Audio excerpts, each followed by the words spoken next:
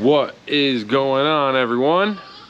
So today we are starting to dig into the Land Cruiser Prado a little bit and basically get an overall view of what is going on with it. A couple things I have to fix on it and basically get it ready for daily driver use.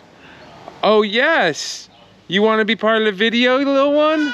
Say hi, Bubba's. Yes, you helping Dada? She is my helper down here.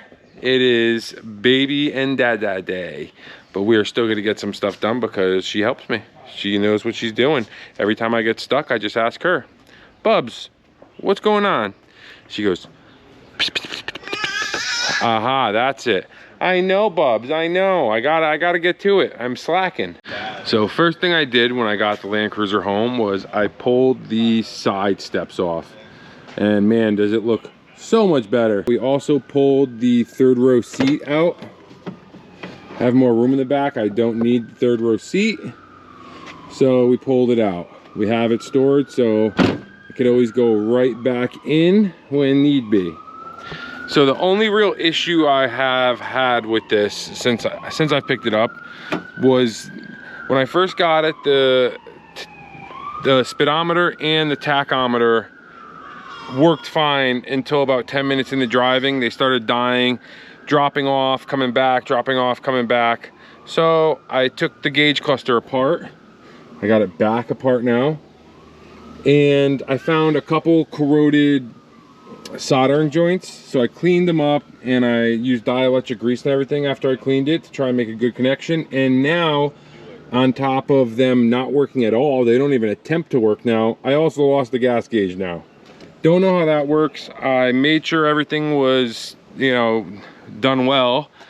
I made sure everything was tight, but I don't know. I'm thinking maybe the dielectric grease is making it cross over and touch each other, but I don't know. I am also getting an OD light flashing, which is usually a transmission fault. Transmission feels fine. Something's going on. I don't know if it's telling me my gauges are fucked or if there's actually something going on. So we are going to have to dig into that as well. For now, I am going to pull this cluster out and try and clean everything up again, put it back in. Dagnell and I just took the whole gauge cluster apart, cleaned the shit out of everything again, cleaned the dielectric grease off. We're going to try it without it. So now we are going to put it back together. I'm already getting familiar with taking this truck apart. We also checked all the fuses and we checked a bunch of continuity in the cluster to make sure things are electricity is making it to where it should be, and it seems like it's good. But one thing we did notice, there is a stamp on top of the cluster that it was repaired in 2010. So this cluster has already been out and been repaired. So it is a little bit of a common thing on these that the clusters fail. So it might just be a dead cluster, to be honest. We're gonna try it now, see what happens, but I am working with the company that I bought this from. I paid extra for a warranty because this wasn't mentioned as an issue. So, you know, they're obviously based out of Japan, so they can source me a cluster really easy. Worst case scenario, I'm filling all the warranty work out now, and hopefully they send me a cluster, and it will take care of all this. So we'll see what happens. We're gonna put it back together now and see if we can get any of these gauges to start working again. Fingers crossed. Ultimate failure. No change at all. It doesn't look like anything is burnt out, but the gauge cluster is just dead. Once again, we got my helper here today, and she's taking the Beat for a spin. You driving my Beat? What are you doing?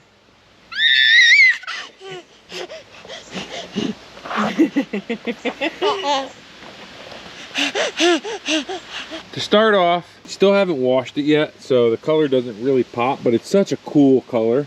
We got this one from Be Forward.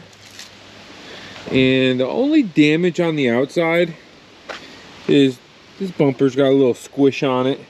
Not a big deal. It's got some scrapes on this flare. Again, it's a truck. I really don't mind. I might repaint that rear flare the same color, sand it out and paint the flare, maybe all of them because this one's got a scrape too. Front bumper looks good. We got a little ding on the hood here. And 2 decent dings on the fender. One here and one here. So we are going to have a paintless dent guy check it out and take care of basically the major dings. So those 2, the one on the hood, maybe this one on the door right here, little ding. I'll clean up though. And I think it will just make it look a little better with those dings taken out. The rear got a decent amount of room back here. It did come with a 3rd row seat. And you have the option to fold them up and hang them up on the side. But I don't really need that much seating area right now. I could use the room more than the seating area.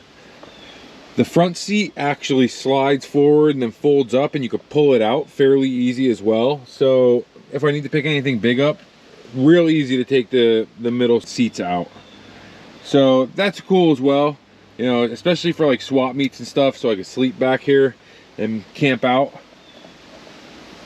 Works out well. It does have fold out windows in the back, which I absolutely love. The interior is actually in really nice shape. Got all these Japanese stickers showing you how to do everything with the seats. And then we got another set on the door card telling you what to do. But the pattern, awesome. Love the pattern of the interior on this. And the interior is actually in really good shape. We do have the OEM option rain guards, front and back, which look killer and they're big. So they definitely work. They keep out the rain. I have not driven it in the rain yet, but the Pajero had big ones just like this, and they worked awesome. I was able to crack the window quite a bit before getting wet, and yeah, they definitely work. And they look sweet. The truck has about 135,000 miles on it. For a turbo diesel, that's like nothing. You know, keep up with the maintenance and this thing will rock on forever. Also, these are OEM floor mats from an updated model Prado. So they're from like 2000, 2001. I had bought these separately because the stock mats were toasted. So while it was in Japan, I bought a mint set of mats, and these mats are like mint. They're nice and flexible. There's no stains. You got the front and backs. All right, you're seeing the interior with the 2000 spec mats that were just a great upgrade for the price. I love the way those mats look. So let's check the Engino out. There she is, the 1KZ TE. You know, we got to throw that oil cap on there quick. So the timing belt setup was done 50,000 kilometers ago on the dot. But I don't know, it's kind of faded, the tag over here. I don't know the date that it was done. But once in a while I'll get a little whiff of coolant. And one thing about these is if these 1KZ motors, if they overheat once, you're done. The heads crack and say goodbye to your motor. You got to find a new head. OEM timing belt water pump setup, we're going to do that immediately. And right alongside that, what we are going to do is an EGR removal. So your EGR is back here, still on here, and a lot of people recommend that's the first thing you do to these trucks is rip the EGR completely out. I picked everything up for an oil change today.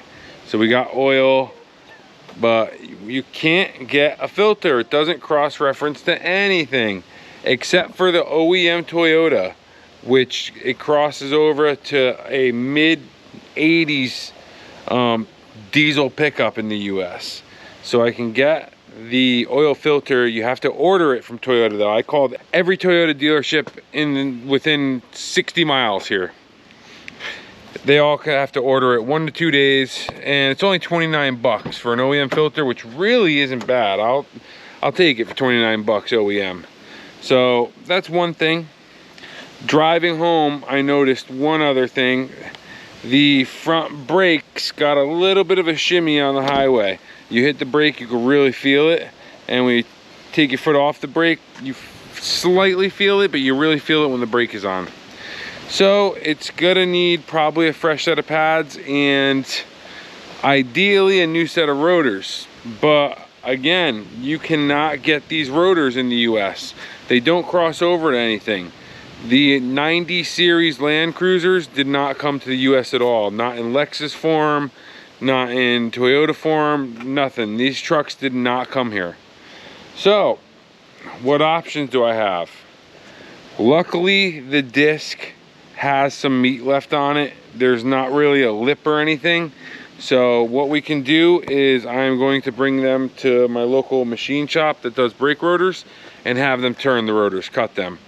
So hopefully you can just cut it enough to straighten them out with and then we'll throw a fresh set of pads on. Hopefully take care of that business. The whole front end of this truck is made by Hino, H-I-N-O. It's a Japanese heavy machinery company. And there is a fatal flaw in the front ball joint assemblies on these trucks. So especially if you're gonna do some off-roading and stuff, keep up on your front ball joints. They're not expensive. They're 40, 50 bucks each. You know, you can get them for it, but you should probably spring for the little bit of better ones because when the ball joint breaks, your wheel flops over. And they've been known to break on quite a few people. It's just the somewhat flawed design of it. We got the Land Cruiser up on the lift and we're just gonna change the oil on it and stuff. Looked underneath and this truck is solid. It's super solid. You know, someone didn't undercoat it, but there ain't no rot or nothing. And they basically saved the truck by undercoating it. Even the exhaust is in nice shape. You know, a little surface rust on it. But all this stuff has been greased, you could tell, because it spit grease everywhere. But that's just from, you know, greasing it. So you could tell they hit the grease fitting and the excess is just spitting out a little bit. But that's on all the grease fittings, you see that. So they've been pumping them up, which is keeping it greased up. But it is in good shape underneath here. I'm gonna be driving the truck in the winter, so the undercoat is a plus to me. And it's a thin kind of undercoat, so it's not getting in the way of anything. You can get the bolts off easy. It's not like it's covering them to the point where you can't get them off. I don't know, complete win in my book. All the axle boots are nice, nothing's ripped. Everything looks like it's been well taken care of. I'm due for a set of brakes soon, so we're gonna do brakes. But everything is in nice shape, man. They're Weds wheels. They're not no replica or nothing. These are like actual legit wheels made by Weds Japan. We are driving the Land Cruiser down to my shop and the gauges all started working again. So tach's working, speedo's working, odometer's working, gas gauge started working. They are bumping out a little bit. So there's still something going on, but they came back. So everything's working as of right now. And whenever they start working, the OD light that's flashing stopped flashing. So that's a pretty good indicator that flashing OD light is just telling me that my gauges aren't working. And so the transmission definitely has something to do with the speedometer. So whenever everything's working, it idles a little bit better, it shifts a little bit better. So the gauges talk to everything essentially. Well, as of right now, they're working. They are gonna have to be repaired, but at least they're working intermittently now. For a couple days, they were just dead. They did not want to do anything, but today, randomly, they came back. So we're gonna have to dig into them a little bit and see what the hell is going on. That's gonna be it. I will catch you guys on the next one. Give me a like, comment, and subscribe. And hit me up on my Instagram, MikeG203. Nice and easy. What do you say, Dagnell? Goodbye.